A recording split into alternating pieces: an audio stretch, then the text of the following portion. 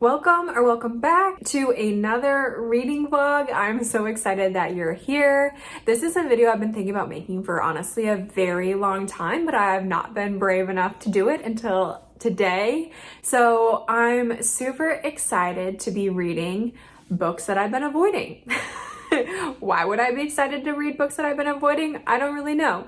But the thing about me is that I avoid books that I'm still kind of curious about, but there's like one or two hangups about them that are preventing me from being able to read them. So it's not like these books don't interest me at all. They really do. And so I think that's why I'm excited to be pushing myself outside of my comfort zone and to be reading these books. So I'm glad that you've decided to join me on this journey. It should be very, very interesting. And I've actually already started the first book on the list. I started it today. So it's very top of mind, and it is Shatter Me by Tahereh Mafi. And I'm about 98 pages in, so I do have some thoughts. Also, this is hilarious. I needed a bookmark really quick, and so instead of taking one of the bookmarks out of here, they're magnetic bookmarks, I just put the entire magnetic bookmark sleeve into the book, which is so funny. But anyway, not the point. This book, I'm gonna give you super bare bones overview because honestly, I went into it a little bit blind as far as the entirety of the plot. I think that's like a fun way to approach it. Obviously, if you wanna know more, you can check out any of the product listings or the Goodreads for it. But from what I knew going into the book, Shatter Me is about Juliet. She's 17 years old and her touch is lethal. If you touch her, you die.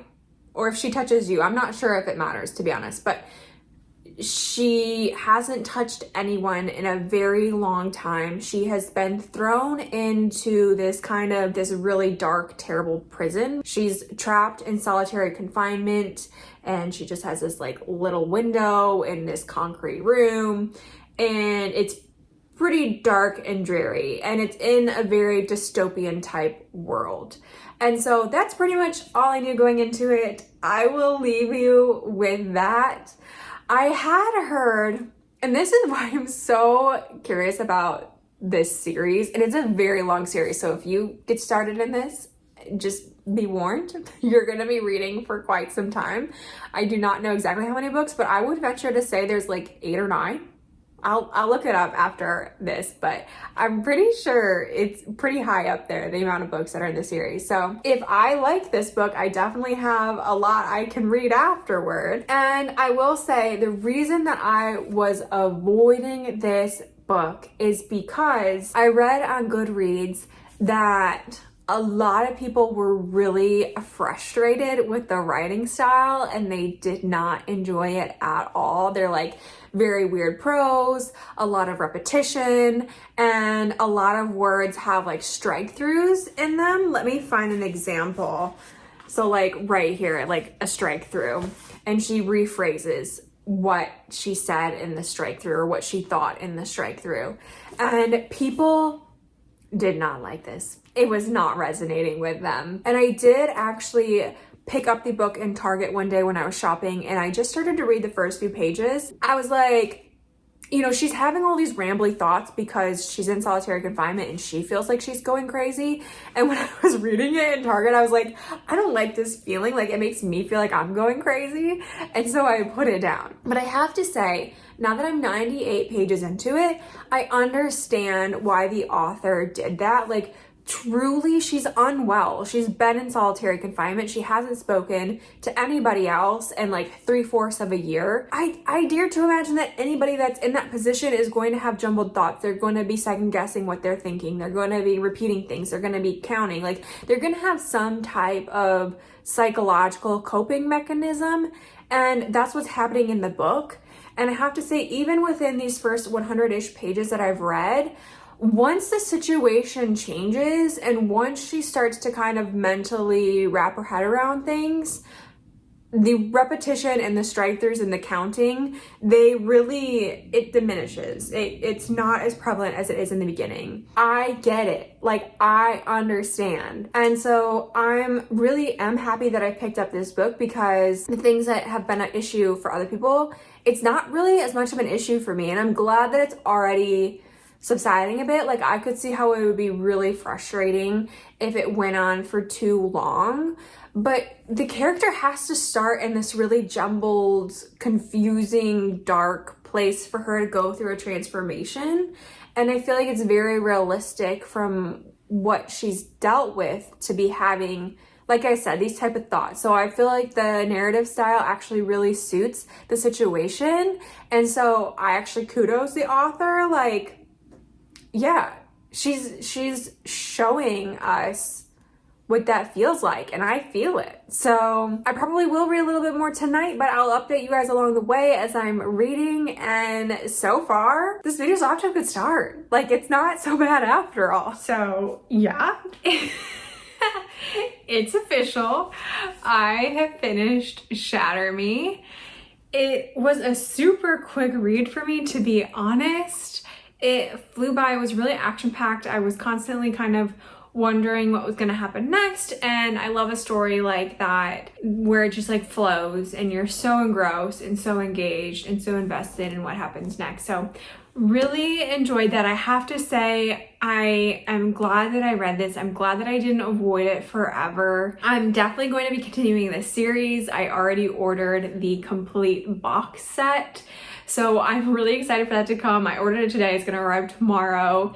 And you best believe I'm going to be continuing on with this series. So this video is a huge win. I need to do this video more often because why am I avoiding these things? It's so silly. I do have to say, I think one of the reasons that I kept reading and I was so engrossed in where this was going to go is because since this is an older book, it's an older series, I have heard things online, not just about the writing style, but about Erin frickin' Warner. I have heard people obsessed with Erin Warner on YouTube comments, on, you know, like all across the internet. Erin is very obviously the villain in this story. At least in the first book. I know that that can change. I get the concept of like enemies to lovers and everything like that.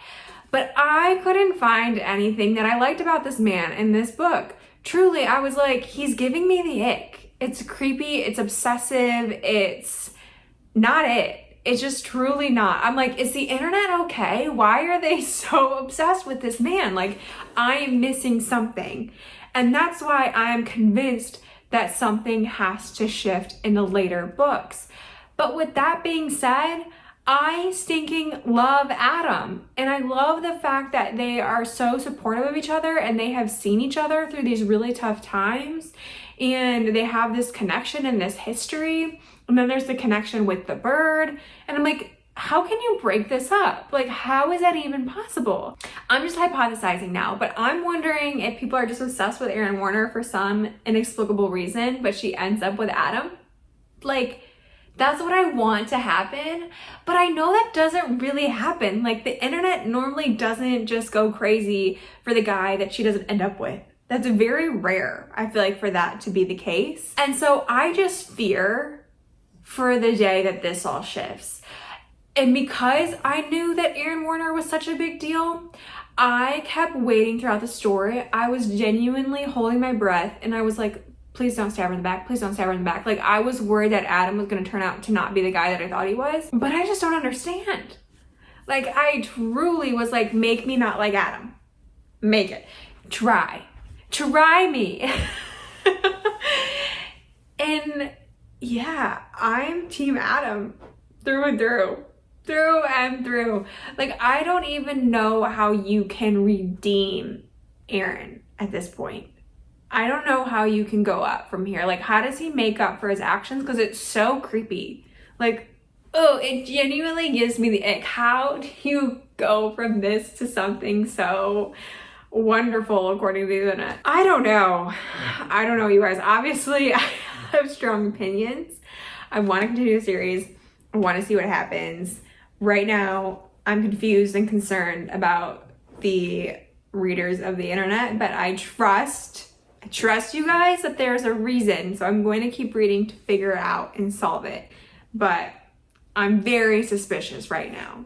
Very suspicious. Overall, I gave this book 5 stars. Super happy that I didn't let other people's opinions sway me away from reading this. I will check back in when I start the next read. I already know what it is, but I'll make you wait like 5 seconds to find out for yourself. I have started the second book I have been avoiding, and it is none other than the infamous Beach Read by Emily Henry. I've been avoiding this book for the longest time because I heard that there were some odd pieces of the plot that involved a cult. And it just didn't really seem like my kind of vibe. I'm not into cult stories, and by the number of comments that I saw pertaining to this, I figured it was a pretty big part of the book. So I put it on my avoiding to read list. So if you don't know, Beach Read is about January, a romance writer, and Gus, a literary fiction writer, and they are currently living in 2 neighboring homes, and they're both feeling a little bit stuck with writer's block, so they challenge each other to swap genres. So Gus has to write romance and January has to write literary fiction. And so I am about on chapter 17. I actually had a very long road trip. I'm currently at my mom's house. It takes about 9 hours to get here. So I listened to a chunk of it as audiobook, and I'm on chapter 17, almost all the way through it. And I plan to finish the book tomorrow when I drive back to Nashville. So I'll listen to this whole book on audiobook. And I have to say, I don't know, like, do you feel like when you listen to an audiobook, you're less invested than if you read a physical copy or like on your Kindle actually read the words? Because I'm not feeling super connected to January and Gus. Like, I don't feel invested in the outcome of the story. I think it's entertaining, and as a creative mind, oh my gosh, I'm not sure if you could hear the dogs barking at the end of that last clip, or the clip that got interrupted, but currently in the middle of having a garage sale at my mom's house, and my dog is sitting at the front door with the screen open, and I just heard so many barks, so I panicked and ran to go see what was happening. But there was another dog who just wanted to say hi to her. But it does look like things are picking up out there, so I'm going to be really quick. I'll give you a full update after I get back to Nashville on my thoughts on the book. But overall, I'm feeling a little bit less invested, as I was saying, but I do really enjoy stories about writers, so I'm enjoying that aspect. I think it's really interesting, and it's holding my attention, and it's the perfect way to entertain myself on these long drives. But overall, I'm not feeling this like compelling, wow, 5-star read feeling. Like, I feel like Beach Read is iconic, and maybe that's the issue, is I'm going into it with all these expectations and all of this preconceived knowledge and information because it's been so hyped. So maybe that's part of it. But I will say the reason that I was avoiding the book was because of all these like cult details I was hearing, and I do not think that part of the book is that large or that dark or that ominous. Like, I would never at this point avoid this book because of the cult parts of it. It's very minimal and it's not anything crazy. So I will give you guys an update after I finish the book and let you know if my opinion changes at all. Well, I survived the road trip and I'm back in Nashville, and I have finished Beach Read. I can honestly say this one did not go as expected, which maybe is just the theme of this video, but I have heard so much about this book. I feel like a lot of people, this is their favorite Emily Henry book. And I can honestly say, after having finished it, that it is not my favorite Emily Henry book. I thought that it was interesting. I really enjoyed the writing aspect of it, the writer's block aspect of it, seeing them try something outside of their comfort zone. That whole plotline was really cool. I even liked some of the romance elements. I liked some of the things that Gus was saying later in the book that felt very cutesy and romantic. I literally thought, oh, if I had my physical copy and a highlighter, I would highlight that. So I liked some of the language and the chemistry. But overall, when I finished the book, I didn't like the way that I felt when I finished the book, which to me, I never rate those books too highly if I don't like the way it made me feel. I mean, I feel like that's just common sense, right? And so I thought a lot about it and I pondered it. And first of all, I didn't enjoy the way that the third act conflict was handled, but outside of that, that didn't leave me with that uneasy feeling afterwards. It was really kind of the theme that the book wrapped up with, and I totally get the intention behind the theme, and I agree with it in theory, but something about it rubbed me the wrong way. And I think I was diving into it and interpreting it differently than what Emily Henry was trying to convey or did convey. So I totally understand that I kind of took the theme of the book and like spun it a different way, but I was trying to think about how people would interpret it. And I just felt like it was kind of a slippery slope way of thinking. This is all very abstract. You're probably like, what the actual heck? I wish I had spoilers in my videos, because then I could just tell you exactly what I wanted to say and what I mean and talk about it in really concrete details. But I think all in all, while I agreed with the theme of the book, it just left me feeling a little bit eh. And so for me, not my new favorite Emily Henry book. I think my favorite Emily Henry book is still Book Lovers. And I feel like that's a really unpopular opinion, but what can I say? I just really liked that one. And I'm pretty sure that's my first Emily Henry book I ever read. So I'm glad that I finally read this book, because the cult aspect of it that initially kind of turned me off from it was not an issue. And so I still think this is a good learning lesson of like, if you're avoiding something, it's probably not all that you're making it up to be. Although of course, if you actually have things that really trigger you, whole different story. But for me, I was just like, man, that doesn't really interest me. I don't really like that whole topic, and it ended up not being a big issue. So I'm still glad that I read it. I checked it off the list. I feel like I had to read this book at some point in my lifetime because it's just so talked about. I'll also say it kind of reads a little bit more like women's fiction than romance to me. But yeah, I think that's all I have to say. So I will leave it at that. I'm so proud of myself for knocking out 2 books I've been avoiding in this video. I can 100% say I want to make this video again, and maybe even sometime soon, because this was a lot of fun. I'm glad to push myself outside my comfort zone. And honestly, I discovered a new favorite series for me. Like, I really, really enjoyed this series. And so that is a win in and of itself. I want to know, leave in the comments below what books you have been avoiding, and maybe I can either encourage you or discourage you from reading them if I have tried them myself, or maybe I'll have similar sentiments. So I would just love to hear what book you're avoiding and why. I think that's key also, is like why you're avoiding it. So thank you so much for being here. I love talking about books with all of you on the internet. It means the world. I love you, and I'll see you next time. Bye guys.